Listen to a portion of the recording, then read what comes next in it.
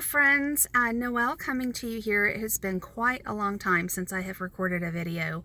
Lots of new and different things going on in my life that I won't take a lot of time to elaborate here.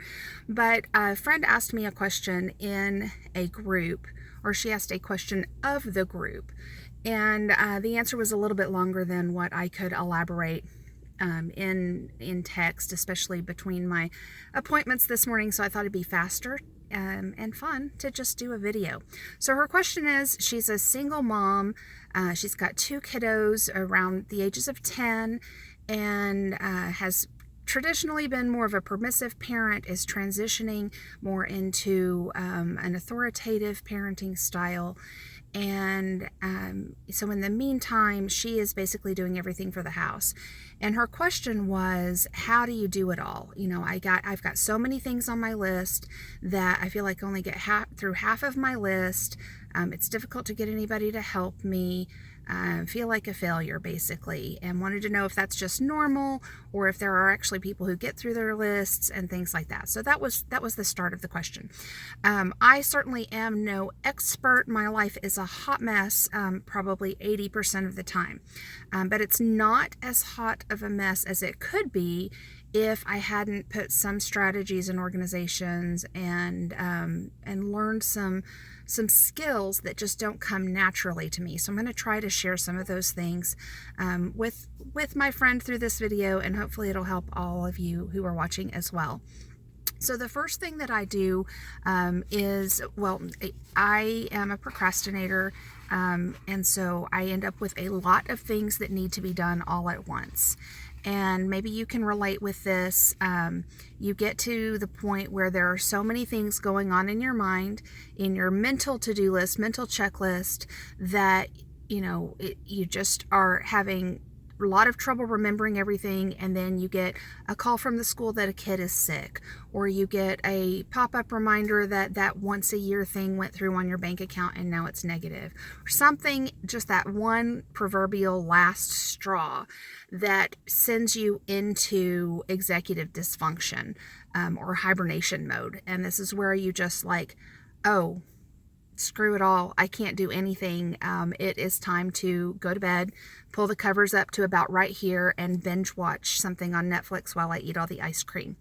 I don't think that's just me. I think probably lots of people do that. And it can take some of the stress off temporarily, but when you get out of bed and the ice cream is gone and smeared all over your covers, and that Netflix show is over and you're really sad not to have time with that character anymore, you still have this huge list of things to do, and now there's probably more of them and they're worse, and the bank is now negative, and there's lots of consequences to that. So although that is a coping mechanism, it is not the best coping mechanism.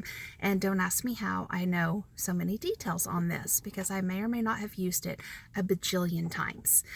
So a strategy, an alternate strategy to hibernation, is what I call a brain dump. And this can take, if you're already in that executive dysfunction phase where there's so much in your mind that you just, you've started to block things out because you can't do just one more thing.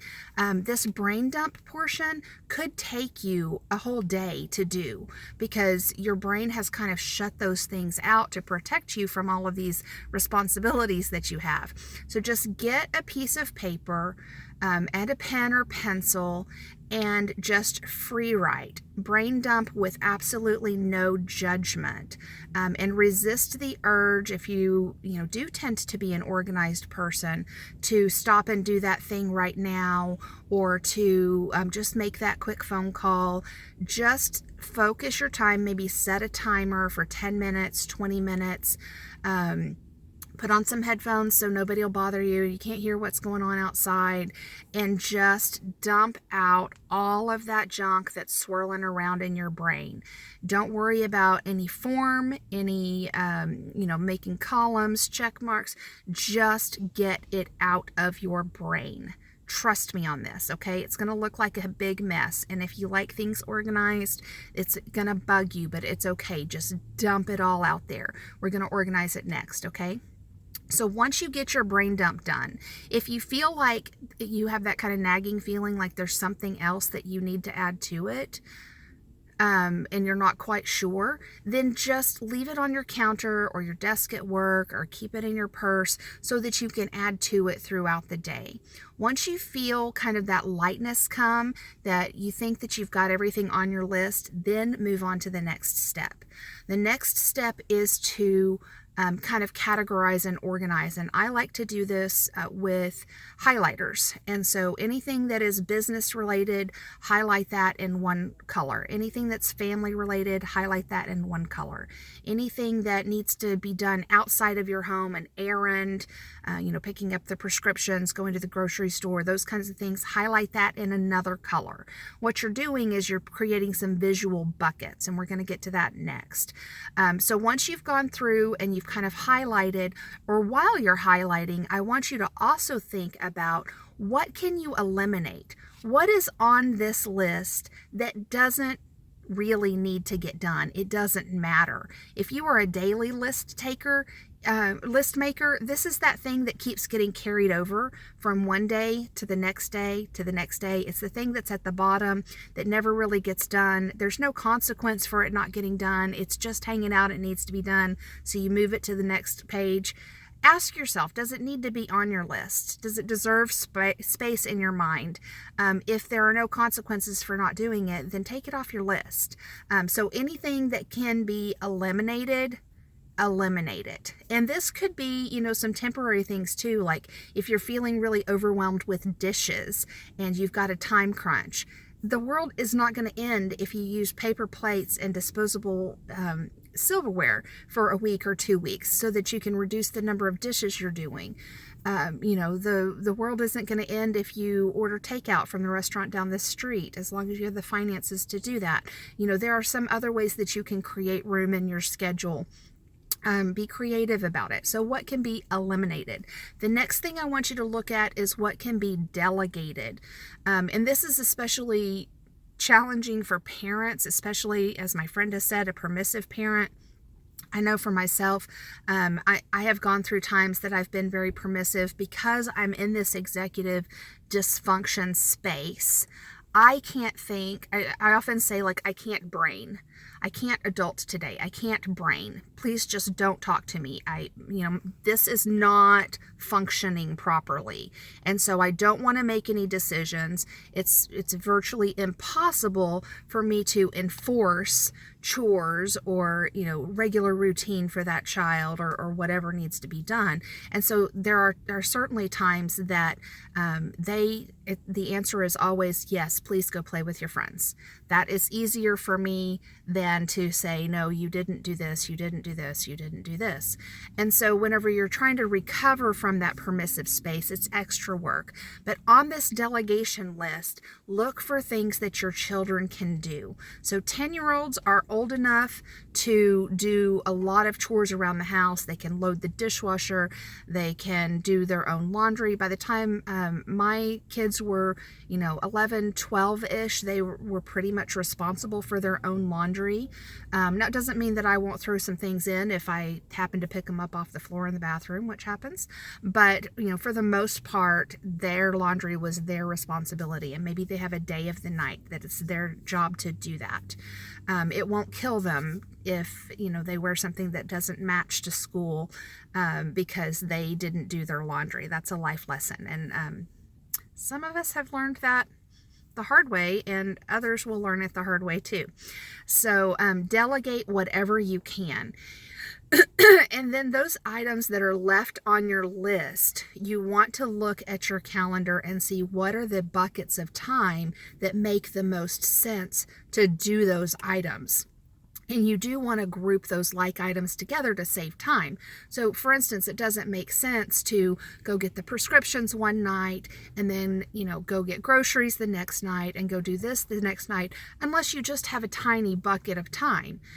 It would make more sense to group those like items together and say, okay, on Monday nights, I'm going to do the grocery shopping, or on Sunday. Other bucket kind of things that you can do is whenever you do laundry, go ahead and set clothes out in sets.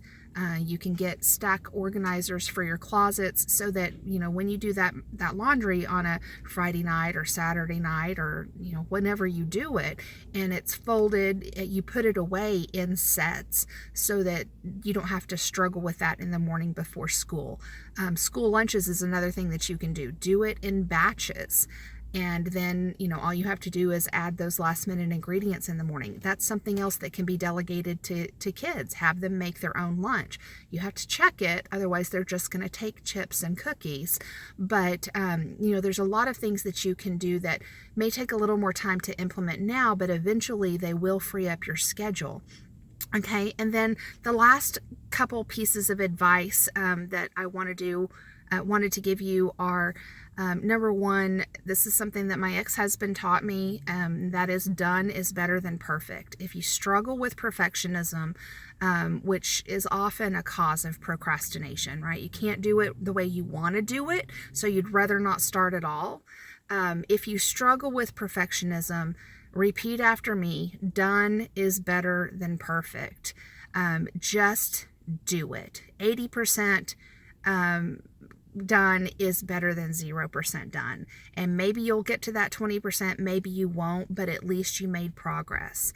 The second thing I want to leave with you is you can only do what you can do, and it has to be enough. There is no way in this day and age that a single mom can provide the kind of life experience that media portrays, that we have this unrealistic expectation in our head of what it's going to be like. You can only do what you can do, and it is enough. It's, your kids are not judging you by the same standard that you're judging yourself. So let some of that shit go. And then the final thought, there was one more thing that I wanted to tell you, and I'm blanking on that now. Done is better than perfect.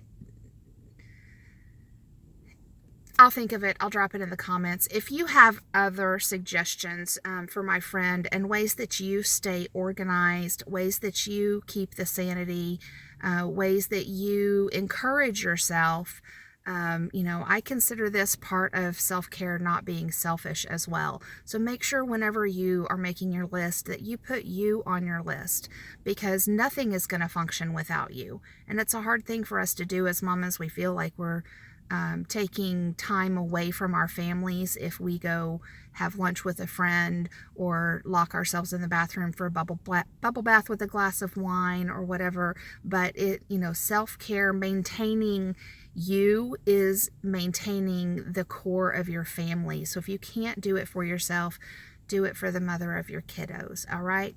Love you guys. Talk to you soon.